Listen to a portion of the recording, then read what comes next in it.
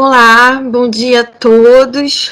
Hoje realizaremos mais uma entrevista do projeto de extensão Mulheres nas Ciências Florestais com a professora Miranda Titon, da Universidade Federal dos Vales do Jequitinhonha e Mucuri. Quem irá realizar a entrevista é a Renata, integrante do projeto. E pode começar, Renata. Professora, para iniciar, eu gostaria que a senhora se apresentasse, dissesse seu nome, qual o seu curso e onde você trabalha, o que você faz, contasse um pouquinho sobre a senhora, por gentileza. Olá, Renata. Olá a todas e todos. Meu nome é Miranda Titon, eu sou engenheira florestal, eu sou formada pela Universidade Federal do Mato Grosso, em Cuiabá. Depois eu fiz pós-graduação em Viçosa, fiz o mestrado e o doutorado em ciência florestal e atualmente eu sou professora do curso de engenharia florestal na Universidade Federal dos Vales do Jequitinhonha e Mucuri, em Diamantina, Minas Gerais. Como surgiu o seu interesse inicial pela área de ciências florestais? Então, Renata, a minha infância e a minha adolescência, eu passei toda no Mato Grosso.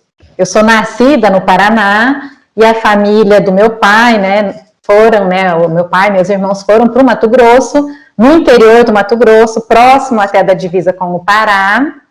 E aí eu passei a minha adolescência, a minha infância, vivendo nessa região. Então era uma região de floresta amazônica, pertencente à Amazônia Legal. E desde pequena eu convivi muito com a questão do setor madeireiro. E eu sempre gostei muito de estudar. Desde pequenininha, eu gostava de escrever. Então, quando eu ingressei na escola, eu brincava muito, de ser professora. Então, eu gostava muito da área de educação. E como era uma região muito distante, nós estávamos distante a 800 quilômetros de Cuiabá. Então, a gente, quando era mais jovem, nem pensava nessa questão de fazer um curso superior, era uma realidade muito distante. E aí, quando eu fazia o ensino médio, na época eu fiz magistério, e algumas amigas que já vislumbravam fazer uma graduação, fazer uma faculdade, começaram a me incentivar, vamos para Cuiabá, vamos estudar em Cuiabá. E aí eu comecei a procurar pelos cursos que tinha, que eram disponíveis. Na época a gente fazia até aquela consulta no Guia do Estudante, que hoje é o Guia da Faculdade, eu não sei se vocês conhecem. Atualmente os coordenadores de curso até preenchem esse guia também. Então na época nós pegávamos esse Guia do Estudante, uma dessas minhas amigas tinha, e aí eu comecei a olhar os cursos que tinha na Universidade Federal do Mato Grosso. E aí acabei, assim, me deparando com engenharia florestal. E aí eu comecei, a ver a possibilidade de fazer esse curso. Então, na época, eu fiz o vestibular, entrei, tive até, assim, o privilégio, de ser aprovada, no primeiro vestibular que eu fiz. E, então, me adentrei aí na engenharia florestal. No decorrer do curso foram aparecendo muitas oportunidades, conversas com colegas, com professores, professoras, e aí eu fui despertando também para a área acadêmica na engenharia florestal. Então, acho que foi a partir daí que eu vi que eu estava conciliando um sonho que eu tinha da infância, de ir para a área acadêmica, e dentro de uma área que eu vislumbrava, no meu estado, na época no Mato Grosso, que eu poderia me formar e voltar também, para atuar por lá. E aí acabou que nesse decorrer todo, de ir para fazer o mestrado, doutorado, eu acabei indo para a área acadêmica mesmo, não retornei para trabalhar como engenheira florestal, mas segui como professora de engenharia florestal. Que legal, professora. A senhora falou aí das oportunidades, que a senhora teve, muito bacana. Gostaria de saber, então, dos seus desafios. Quais foram os desafios que a senhora encontrou? Se houve algum problema por a senhora ser mulher nessa área? Alguma coisa desse tipo? Ô, Renata, eu falo que apareceram muitos desafios.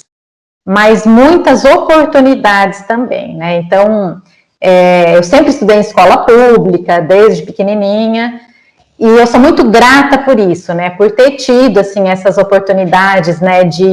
Mesmo, né, no interior do Brasil e estudando em escola pública, eu tive essa condição de fazer uma graduação pública, com bolsa. Na época eu tive bolsa do PET, né, o PET CAPES na época, e depois também, né, tive a oportunidade de conviver com pessoas que me direcionaram também para fazer a pós-graduação. Mas os desafios, eles sempre, né, estiveram aí presentes, foram muitas superações. O medo, né, de viajar sozinha, sair do interior, ter que pegar um ônibus. Sendo mulher, a gente sempre se sente, né, mais insegura. Então, foram muitas questões até, assim, pessoais mesmo.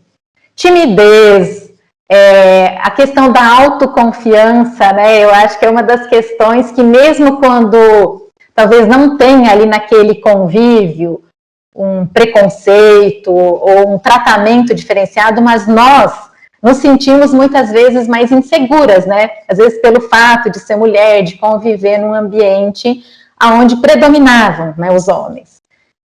Então foram assim, nesse sentido que eu acho que eu tive os desafios e que o fato de ser mulher talvez me deixava mais insegura.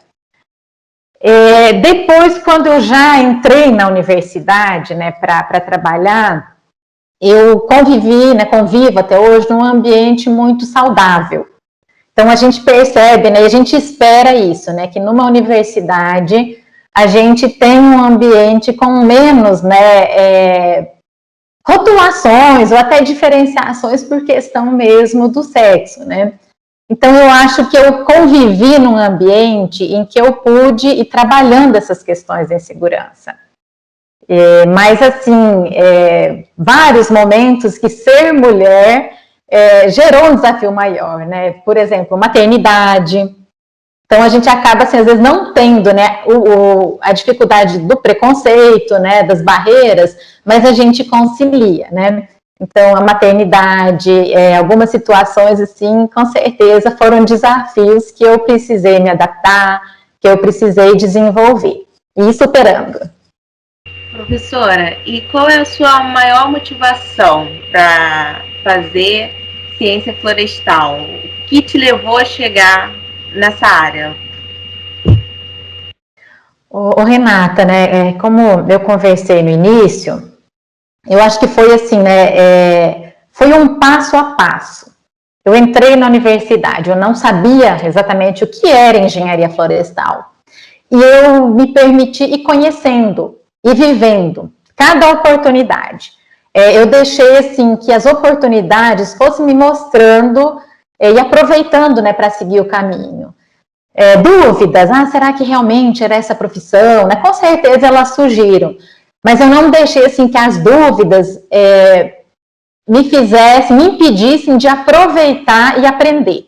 Aprender em cada disciplina que eu fazia. Lógico, né, que teve aqueles momentos, né, que a gente ficava, os estudantes ficam, né, algum semestre um pouco mais desmotivados, mas eu fui, assim, vislumbrando essas questões. Eu tive um convívio com amigos, pessoas um pouco mais velhas, alguns que seguiram também para a área acadêmica, e eu me espelhava bastante nessas pessoas. Então, eu acabei buscando, né, e hoje, né, continuar na área florestal, o que me motiva bastante é ver os egressos, os orientados, os alunos, né, que eu tive contato, eles se colocando no mercado de trabalho, seguindo na profissão. E muitos se destacando, e às vezes até dando passos maiores até do que nós, né? Então, aquela questão mesmo dos discípulos, né, superarem até os mestres. Então, nós vemos, assim, muitos alunos e alunas que estão abraçando, né, a engenharia florestal e dando continuidade. Então, eu acho que o principal motivo aí que me deixa, assim, feliz pela escolha que eu fiz é ver que a engenharia florestal ela tem uma importância na sociedade e que os engenheiros e engenheiras florestais formados, são muito importantes para a gente ter aí nessa consolidação, né, conciliar o desenvolvimento sustentável com a preservação, a conservação dos recursos florestais. Legal, professora. Então, já que você falou de motivação, vamos falar então de inspiração, citando alguém. Uma mulher que te inspire. Existe alguma? Existem várias. Desde a minha mãe, né, que encarou as mudanças, ir para o Mato Grosso, nos criou, né, lá naquela situação, né, meu pai trabalhava no setor madeireiro e minha mãe estava lá apoiando e proporcionando, né, que a gente tivesse aí uma infância, um crescimento aí muito saudável. E no decorrer da minha vida acadêmica, eu tive muitas amigas, colegas, poucas professoras, mas as professoras que eu tive, elas eram muito dedicadas, muito comprometidas com a área. Então, eu vou até citar uma professora, né, que foi da Universidade Federal do Mato Grosso, né, da UFMT, a professora Zaira, ela é da área de tecnologia da madeira, e ela despertou, assim, ela falava muito, né, conosco sobre as oportunidades, que às vezes você pensa que você não gosta de determinada área, mas aí a oportunidade para você trabalhar aparece naquela área que você, durante a graduação, achava que era uma área que você nunca teria oportunidade, que você não gostava. E quando você começa a conhecer mais, que você tem a oportunidade, você se apaixona. Então, ela falava, né, o quanto que é importante você amar aquilo que você faz. Então, uma motivação aí que eu tive e tenho um carinho muito grande, né, por ela ter sido uma inspiração. Muito bom, professora. A senhora também falou, na pergunta anterior, sobre os alunos, né, que é satisfatório ver que os alunos estão seguindo na área. Eu gostaria de saber se quando a senhora, né, entrou para a faculdade, havia mais meninas ou meninos na turma? E como professora, hoje em dia, o que a senhora enxerga? Mais meninas ou mais meninos nas turmas? Isso mudou de um tempo para cá? Quando eu entrei na graduação, tinha mais meninos no curso. Mas a minha turma foi uma turma, assim, que ela foi um pouco, assim, uma exceção. De 25, eu acredito aí que nós éramos, talvez a maioria, ou estava equilibrado. Então, foi uma turma, né, que entraram muitas mulheres, né, no mesmo vestibular que eu entrei, né, na época era o vestibular.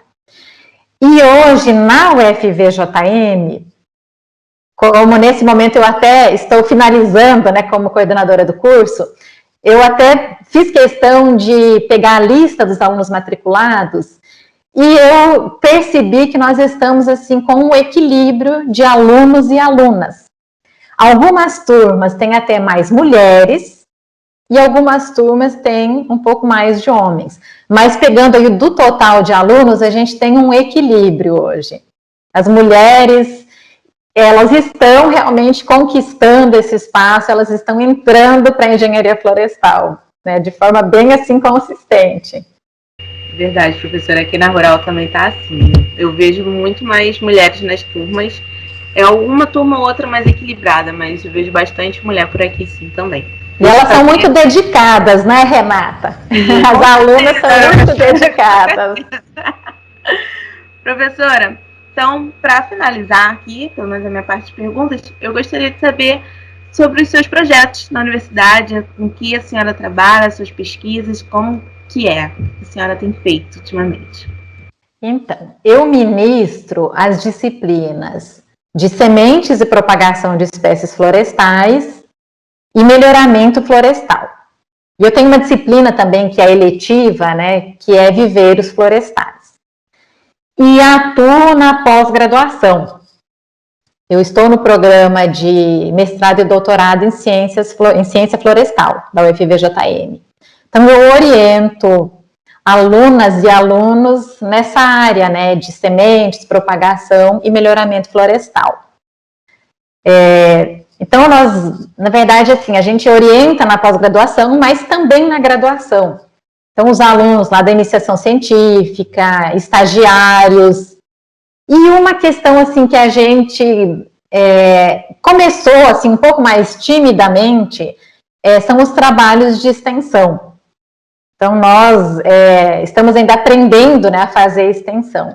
Mas é uma das questões aí importantes para a gente desenvolver, além da graduação, né, do ensino de graduação, de pós-graduação e da pesquisa, também a extensão. Então, nós estamos aí, né, começando também a atuar um pouco nessa área de extensão.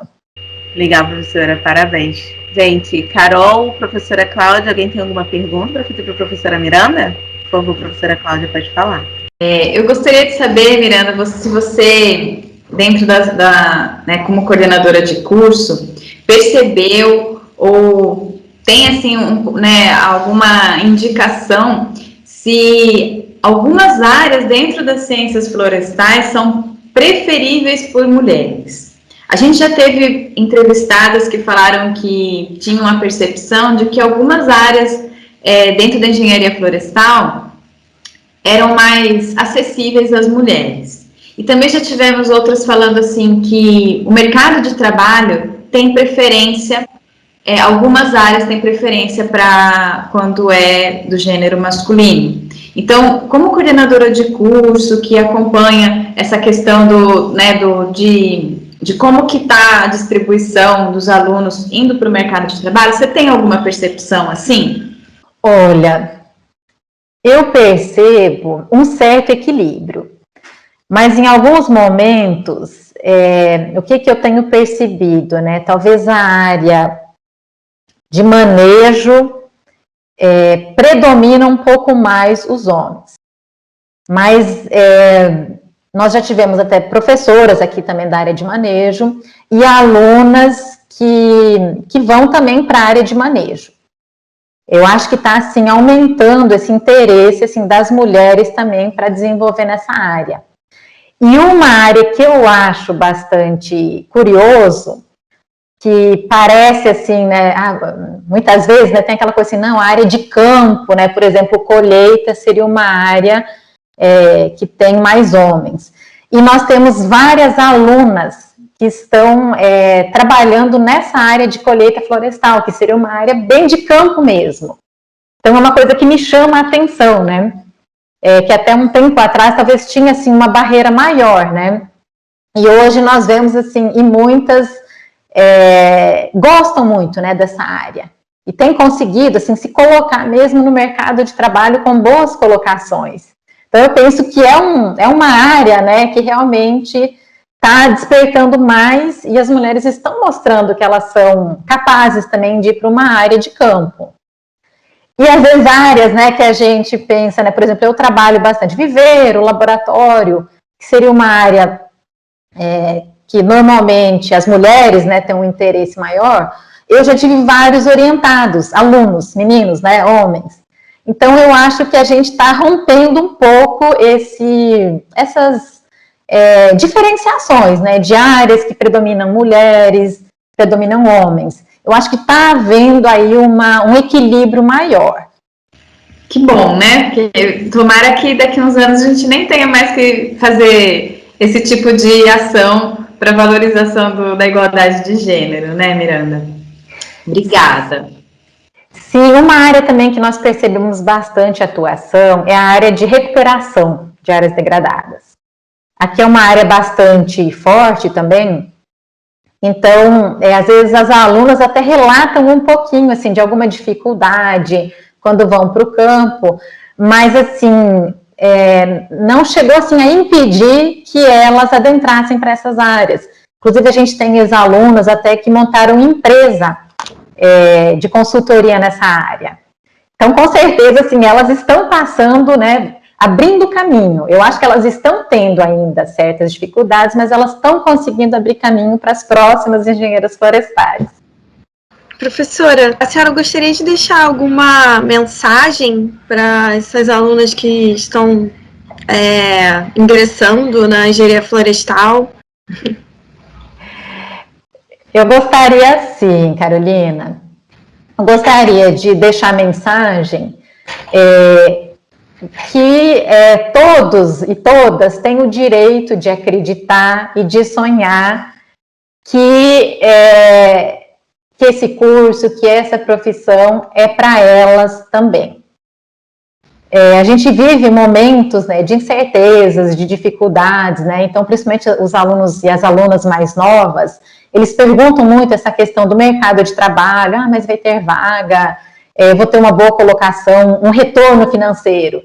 Então, eu digo, né, que todos têm que continuar trabalhando, fazendo a sua parte, se dedicando, porque nós vamos colhendo isso, né? É igual a semente que a gente coloca lá para germinar. Uma semente tão pequenininha que às vezes não teria chance nenhuma, né, de concorrer, de competir, e ela consegue germinar, crescer e virar uma árvore frondosa. Então, cada aluno, cada aluna, principalmente, né, no contexto das mulheres da ciência florestal, que seja aquela semente que vai germinar e que vai ser uma árvore frondosa. Todas têm a capacidade para isso, e a habilidade e a competência vai ser também desenvolvida aí no decorrer do seu curso. Que mensagem linda, muito obrigada. A gente fica até emocionada, né? Porque a gente vive um momento, assim, de tantas, né, incertezas, inseguranças, e a gente não pode deixar de sonhar, de acreditar. Eu acho que a sensibilidade também das mulheres, né? Então, em alguns momentos, se a gente se emocionar, se a gente chorar com os colegas, com os professores, com as professoras, faz parte. E vamos continuando juntas, né? Que nós juntas somos mais fortes. Ih, você está conversando com a manteiga derretida aqui, né, doutora Cláudia? Choro à toa. Mas isso é bom. Eu já, assim, fiquei muito, assim, em algumas situações envergonhada de me emocionar. E hoje em dia eu falo assim, não, eu já chorei na frente do meu orientador, na época de mestrado e doutorado, já chorei com os meus colegas.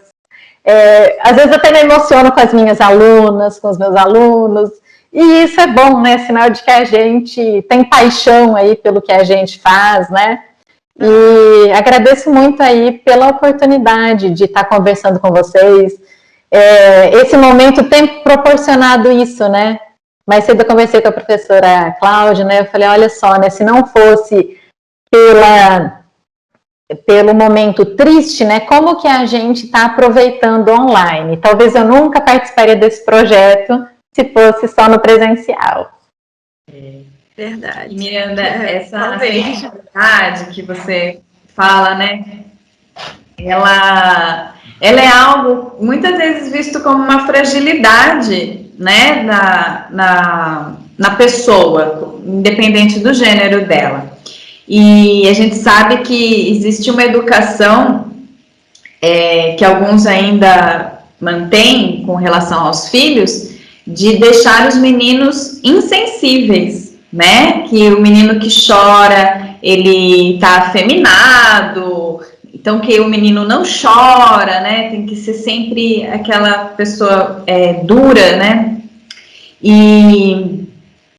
Mas quando a gente vai para outros ambientes, como empresas, por exemplo, em que cada vez mais a visão de colaboração, né, de trabalho colaborativo, da importância de respeitar o outro, de compreender o outro, e isso garante maior produtividade e eficiência nos trabalhos, aí a gente vê que a sensibilidade da pessoa é uma característica interessante, né? Então, só um comentário, na verdade, de que a gente precisa ter essa visão mais aberta de que não existe mulher sensível ou homem insensível. Existem pessoas que são mais sensíveis, pessoas que são menos sensíveis. Isso faz parte da criação, de um monte de coisa que a gente traz junto da gente, mas que ser sensível não é ruim, né? É uma característica da pessoa e que muitas vezes vai ser benéfico para os relacionamentos interpessoais. Com certeza, Cláudia, né? E assim, uma coisa, né, que eu acho que esse projeto de vocês é muito interessante, porque nós vemos, assim, até esses dias um colega meu, né, ele viu uma outra iniciativa também sobre essa questão de projetos, assim, de mulheres na engenharia florestal. E a gente vai percebendo, né, como que é possível a gente se unir, né, aos nossos colegas, né, as alunas com os alunos também, e trabalhar essas questões.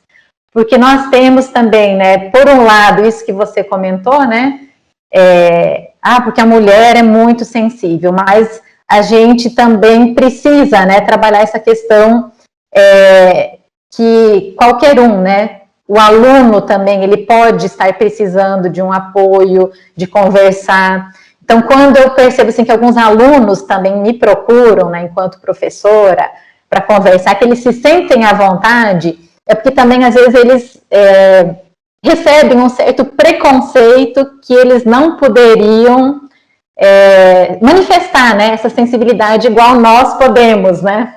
Então, a gente tem que se unir para trabalhar essas diferenças e trabalhar juntos, né? Sim, e a gente né, a gente fala da questão da igualdade entre homens e mulheres, mas a gente, na verdade, gostaria de abranger esse tema um pouco mais amplo, né? A igualdade de gênero como um todo. Né? Todos os tipos de gêneros possíveis que as pessoas possam se classificar em.